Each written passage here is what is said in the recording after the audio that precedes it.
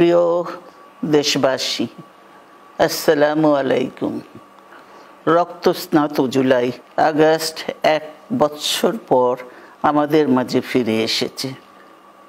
দীর্ঘ 16 বছর ফ্যাসিস্টদের নির্মম অত্যাচার, নির্যাতন, গ্রেফতার, হত্যা, খুনের মাধ্যমে গণতন্ত্রকে ধ্বংস করে এবং এক দলীয় শাসন ব্যবস্থা চিরস্থায়ী করতে চেয়েছিল আওয়ামী শাসক গোষ্ঠী।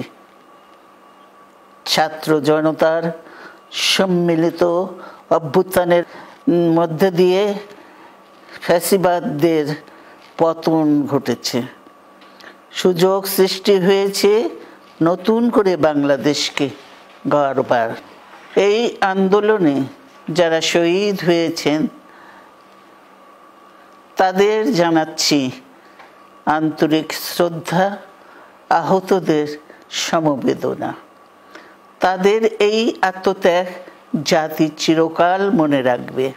গুম, খুন, বিচার বহির্ভূত হত্যার শিকার যারা হয়েছেন তাদের তালিকা প্রস্তুত করতে হবে।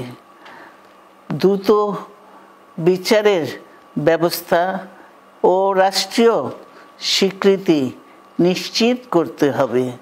প্রতিটি পরিবারের সম্মানজনক পুনর্বাসন ও নিরাপদ ভবিষ্যৎ নিশ্চিত করতে হবে।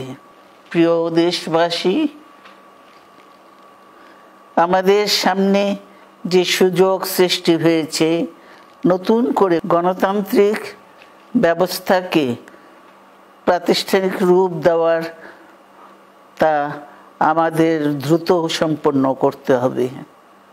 কর্মসংস্থান সৃষ্টি করতে হবে, জনগণের নিরাপত্তা নিশ্চিত করতে হবে।